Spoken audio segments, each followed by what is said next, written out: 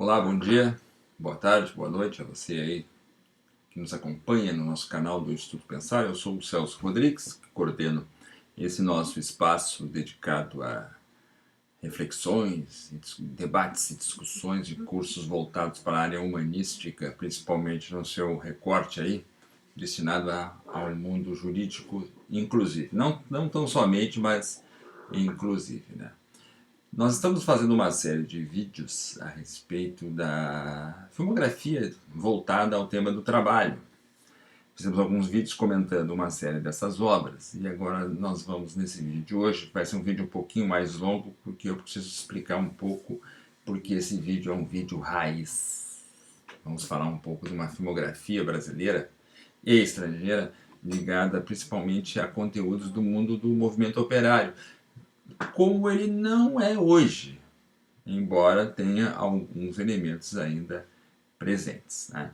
Então nós vamos falar de dois filmes principais, e esses dois filmes eles têm muito em comum, porque eles descrevem um cenário sociológico e histórico em que podemos perceber uma certa estrutura da vida social, uma estrutura da vida operária, e dos seus sentimentos e das suas ilusões. Eu vou começar pela ordem cronológica, por aquele filme que é, de certa forma, o filme que melhor sintetiza as ideias concernentes à meritocracia fordista, a posição do operário, a questão da alienação. Quer dizer, tem vários conceitos do marxismo que nós podemos enxergar num filme, quase um documentário, digamos assim, do cinema italiano, do Hélio Petri. O cinema italiano ele é muito fecundo em obras de conteúdo social, notadamente sobre o tema operário. Não poderia ser diferente porque a história do movimento operário italiano é uma história muito rica e muito potente. Eu estou falando daquele filme que embalou os sentimentos de uma esquerda operária durante décadas, que a classe operária vai ao paraíso. Um filme do Hélio Petri, como eu disse, um grande cineasta ligado aos temas sociais, protagonizado por Jean-Marie Volonté, um ator militante do cinema italiano, um galã também, sem dúvida nenhuma. Fazia uns spaghetti westerns de vez em quando, mas conhecido pela sua militância de esquerda, ela é membro do Partido Comunista. Ele foi o cara que fez aquele filme maravilhoso chamado Giordano Bruno, que aliás merece também um vídeo posterior. A Classe Operária Vai ao Paraíso conta a história de um operário que, curiosamente, tem o nome de Massa, né? É o Lulu Massa, e ele vive uma existência simples, trabalha numa empresa metalúrgica. Ele realiza um conjunto de tarefas bastante repetitivas, cotidianas, né? Muito voltado aos aspectos tayloristas e fordistas. Isso aparece de forma muito clara ao longo do filme. E ele, dado momento, digamos assim, não vou ficar dando spoiler aqui, né, porque eu acho que o filme merece uma visão atenta, ele vai perceber aos poucos, e de forma inclusive traumática, que a classe operária não vai ao paraíso. Nunca irá ao paraíso. Não nessa ordem capitalista, taylorista, fordista, em que ele está perfeitamente inserido e até certo ponto muito impregnado, né? E aí o tema da alienação, que o Marx fala tanto, né? O trabalhador, ele, de tanto ficar imerso nas tarefas repetitivas e cotidianas, de tão excluído do próprio resultado da riqueza que ele gera, o trabalhador, a trabalhadora, se perde, né, digamos assim, da sua condição social como um ser humano ativo e crítico, né? Então a consciência crítica, a capacidade de refletir sobre a sua vida, a sua posição social, seu lugar no mundo, seu lugar nas relações de produção, para usar um termo bem marxista, eles ficam embotados, né? Essa capacidade de percepção, ela fica embotada justamente porque a realidade do nosso amigo é assim, né? Vamos pensar assim de uma forma bastante prática, né? O sujeito trabalha, um operário, vamos supor que ele tenha emprego formal, né? Uma realidade hoje no Brasil, por exemplo, para muito poucos, né? E ele trabalha, boa parte do seu dia a dia é dedicado a isso, e vamos somar a isso o deslocamento de ônibus que ele tem que fazer muitas vezes, que já é por si mesmo um momento de sofrimento, né? Ônibus lotado, caro, né? E sujo ainda por cima, né? Então, ele dedica boa parte da sua vida, do seu tempo a isso, né? O lazer, o tempo livre, se é que ele tem emprego formal, né? O repouso remunerado, vamos dizer assim, quem sabe até as férias, né? De novo, é uma realidade de poucos na sociedade brasileira hoje em dia, cada vez menos, né? Nós temos aí um exército de informalidade na casa dos 60 milhões de pessoas, né? Esse tempo livre ele é muito pequeno, ele é muito exíguo, não dá tempo de estudar, não dá tempo de ler, e na verdade, eu ia dizer para vocês o tempo livre que ele vai ter, ele vai se dedicar a ver televisão. Mas isso também é uma realidade que pertence a essa época que o filme se passa, que é os anos 60. Hoje, nós infelizmente temos que falar em redes sociais nesse sentido alienante, né? Nós temos aí, o Brasil, por exemplo, é um país de 86 milhões de WhatsApps, aproximadamente, né? É um número sempre muito dinâmico, né? Que é a rede social que é mais usada por brasileiros e brasileiras, supera inclusive o Facebook. E você sabe o que é o embotamento, né? A limitação, a dificuldade, a fragmentação da compreensão e do entendimento do mundo a partir do filtro das redes sociais, né? Vamos combinar que não é lá essa maravilha da reflexão. Então, nosso herói, o operário massa, vai se deparar então com esse enfrentamento, com essa realidade que de alguma forma vai se desnudar perante ele, muito parecido com mal comparando com o show de Truman, né, do Jim Carrey. Pois é, e ainda por cima tem mais uma discussão interessante aqui também, para aqueles mais estudiosos que se aprofundam um pouco mais no tema, sobre os impasses, as interpretações, as análises que o movimento sindical executa e participa no contexto do filme. Também tem uma discussão bastante interessante e bem crítica sobre, afinal de contas, qual é o papel do movimento sindical nas lutas operárias. Os sindicatos lutam pelos operários ou os sindicatos, de alguma forma, também são um tipo de organização que, em certa medida, está domesticado, está adaptado a continuar reproduzindo aquela ordem capitalista, apesar de muitas vezes essa ordem capitalista ceder aqui e ali algum tipo de espaço, né? Inclusive hoje em dia, em que o movimento sindical vive uma experiência crítica, né, de grande crise, principalmente no Brasil, justamente pelo enxugamento do emprego formal e do crescimento da precarização e da informalidade, essa questão se coloca de forma interessante, né? Porque o movimento sindical, ele nasce, vive e se desenvolve dentro do mundo capitalista, é de certa forma o seu filho. É um filho até certo ponto marginalizado, talvez aquele filho do meio, né? Que ele não é o mais velho nem é o mais novo, é o filho do meio, né? Ele ao mesmo tempo é marginalizado, mas ao mesmo tempo ele também concorre na formalização e na legalização da classe operária. Esses temas aparecem, né, de forma inclusive até sarcástica no nosso diretor, que em nenhum momento, digamos assim,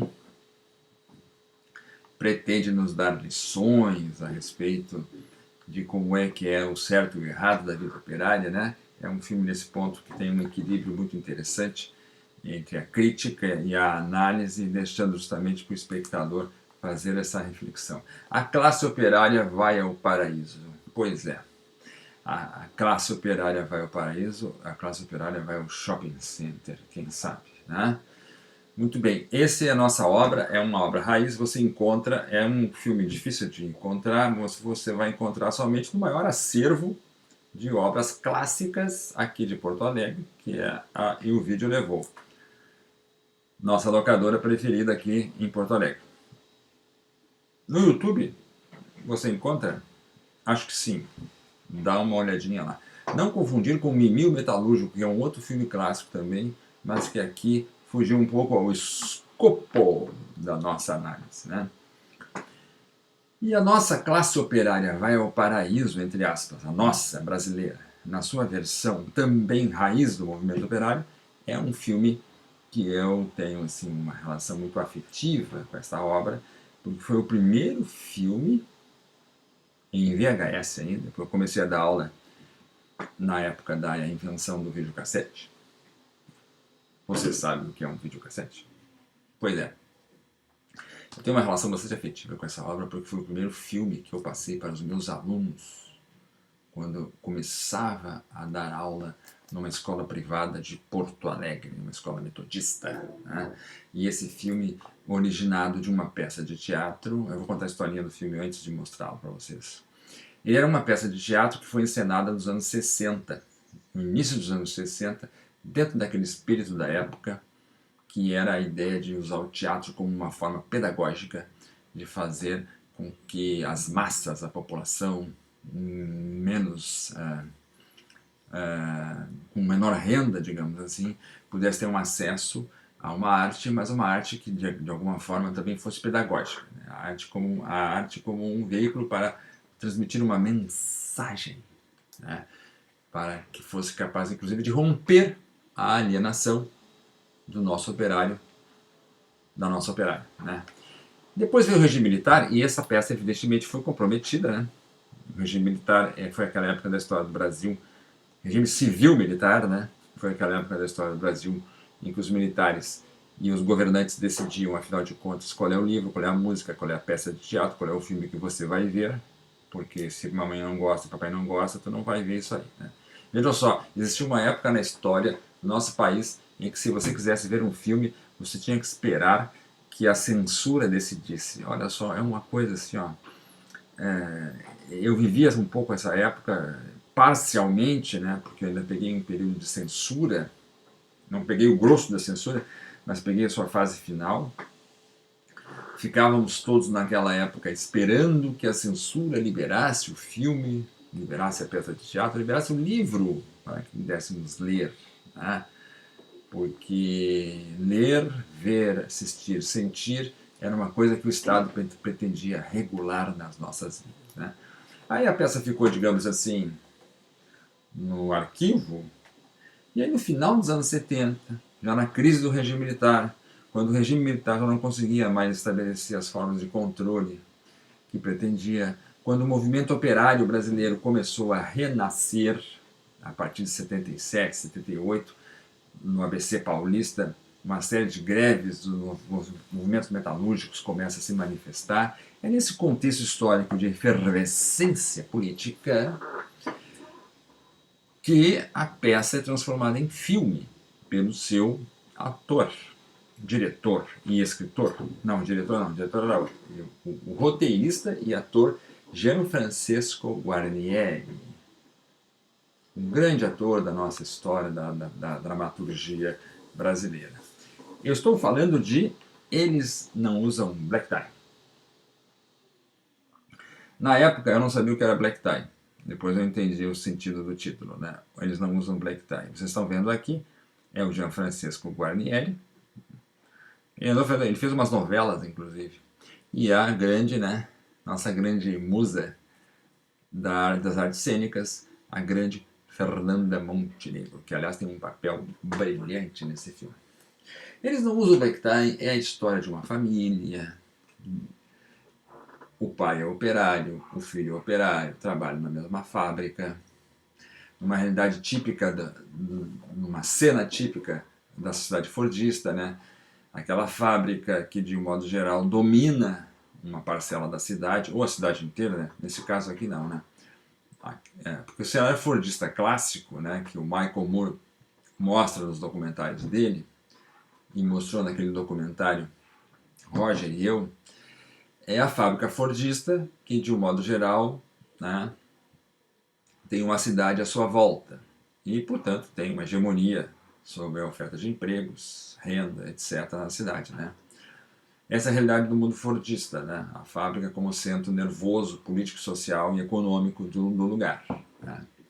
E a fábrica fordista, como nós sabemos, aprendemos lá na sociologia do trabalho, é aquela fábrica que tem uma quantidade grande de trabalhadores, operários, que desenvolvem entre si um sentimento de vínculo, de camaradagem, de companheirismo, que pode transformar-se também numa atividade sindical ou simplesmente no time de futebol da fábrica ou do bairro, no jogo de sinuca, no bar, né? Ou seja, naquele espírito mais ou menos comunitário que era muito presente nas sociedades marcadas por essa estrutura fordista de organização, né? O fordismo, como eu sempre digo nas minhas aulas, ele não é simplesmente nós pensarmos a realidade da fábrica. Ele é muito mais do que a fábrica, ele é um modelo societário. O filme é dirigido por um grande cineasta, que é o Leon Hirschman, já falecido, um cara muito importante, que tem um documentário que você pode ver no YouTube que se chama O ABC da Greve.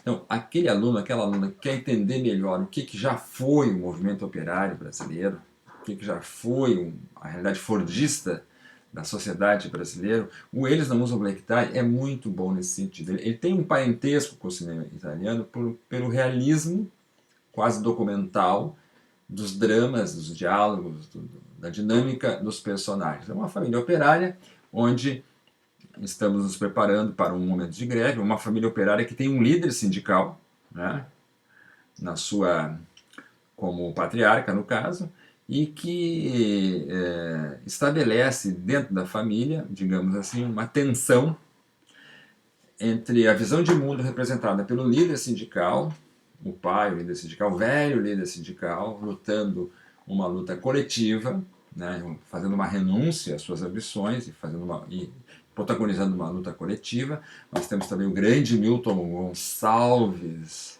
aqui também como um personagem importante. E essa tensão se estabelece com o filho, que por sua vez tem uma visão, digamos assim, mais hedonista, mais individualista de mundo. Essa tensão enriquece o drama, enriquece a discussão e faz nós pensarmos, eu por exemplo que participei de muita greve na vida, né, nos faz pensar justamente sobre esse conflito entre vontade individual, a liberdade individual versus o senso de luta coletiva, né?